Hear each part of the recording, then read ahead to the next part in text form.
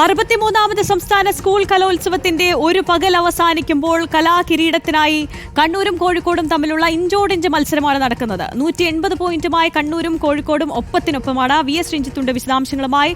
രഞ്ജിത്ത്, ഒന്നാം ദിവസം മത്സരങ്ങൾ അവസാനിക്കുമ്പോൾ എങ്ങനെയാണ് പോയിന്റ് നിലകൾ?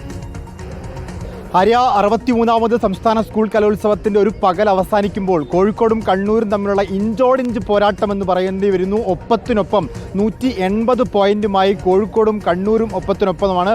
തൊട്ടുപിറകിൽ ഒറ്റ പോയിന്റ് വ്യത്യാസത്തിൽ തൃശ്ശൂർ ജില്ലയുമുണ്ട്.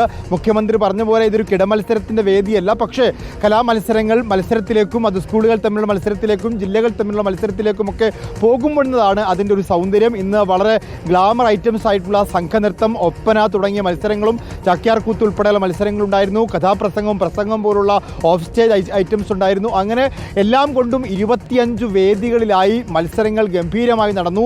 രാവിലെ മുഖ്യമന്ത്രി കലോത്സവം ഉദ്ഘാടനം ചെയ്തു. വിദ്യാഭ്യാസ മന്ത്രിയുടെ അധ്യക്ഷതയിലായിരുന്നു ഉത്സവം. തിരുവനന്തപുരത്തെ ഒന്നാമത്തെ വേദിയായിട്ടുള്ള സെൻട്രൽ സ്റ്റേഡിയം നിറഞ്ഞു കവിഞ്ഞാണ് ഉദ്ഘാടന ചടങ്ങ് ഉണ്ടായിട്ടുള്ളത്. ഇനിയുള്ള 5 ദിവസം തിരുവനന്തപുരത്തെ സംബന്ധിച്ച് അക്ഷരാർത്ഥത്തിൽ കലയുടെ രാപ്പകലുകളായിരിക്കും.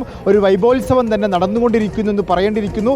ഏതായാലും നിലവിലെ ജേതാക്കളായിട്ടുള്ള കണ്ണൂർ ജില്ലയും തൊട്ടുമുമ്പ് ഈ കലോത്സവത്തിൽ ഏകാധിപകളായിട്ടുള്ള കോഴിക്കോട് ജില്ലയും തമ്മിലുള്ള ഇഞ്ചോടിഞ്ച് പോരാട്ടമാണ് ആദ്യ ദിനം അവസാനിക്കുമ്പോൾ നമ്മൾ കാണുന്നത്.